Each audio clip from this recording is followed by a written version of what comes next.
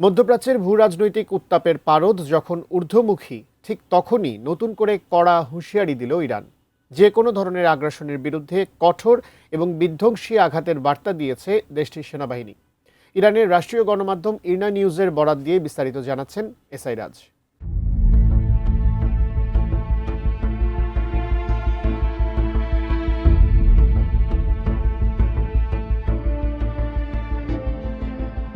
Operation মেরসাদের বর্ষপূর্তিতে ইরানের রাষ্ট্রীয় সংবাদ সংস্থা ইসলামিক রিপাবলিক নিউজ এজেন্সি ইরনাই বিবৃতি প্রকাশ করেছে দেশটির সেনাবাহিনী।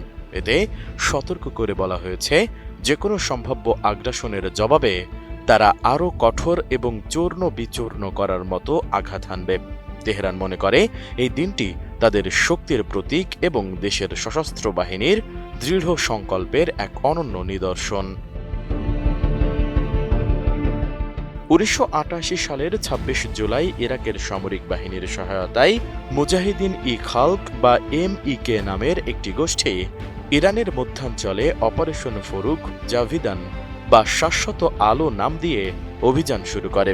সেই আগ্রাসন রুখে দিতে ইরান পাল্টা অপারেশন মেরসাদ বা অ্যাম্বুশ পরিচালনা করেছিল।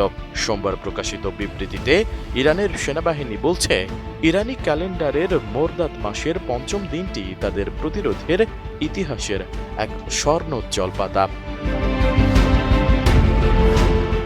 ইরনা নিউজের তথ্য অনুযায়ী এই সামরিক বিবৃতিতে ইরান উল্লেখ করেছে তাদের সেনাবাহিনী এবং সশস্ত্র বাহিনী সবসময় রুক্ষ শত্রু এবং বৈশ্বিক দাম্ভিকতার দালালদের মোকাবেলা করতে প্রস্তুত রয়েছে।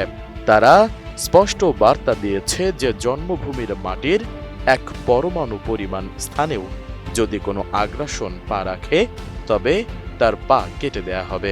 অপারেশন মেরসাদকে তারা জনগণ এবং সশস্ত্র বাহিনীর মধ্যে ঐক্যের একটি বড় নিদর্শন হিসেবে দেখে বলেও বিবৃতিতে জানানো হয়।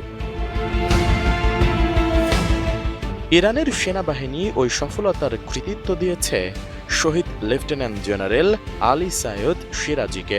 তার বিজ্ঞ রণকৌশল এবং কমান্ডের কারণেই সেই সময় আক্রমণকারী বাহিনীর বিরুদ্ধে এক চূড়ান্ত বিজয় অর্জিত হয়েছিল বলে বিবৃতিতে উল্লেখ করা হয়।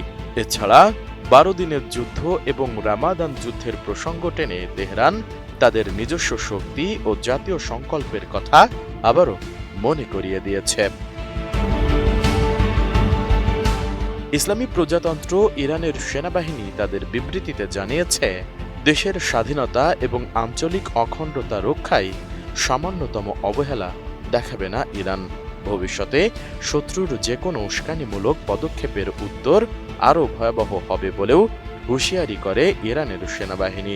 বর্তমানে ওই অঞ্চলে মার্কিন এবং ইসরায়েলি আক্রমণের যে হুমকি তৈরি হয়েছে তার প্রেক্ষিতে ইরানের এই বার্তাকে অত্যন্ত তাৎপর্যপূর্ণ বলে মনে করছেন বিশ্লেষকরা।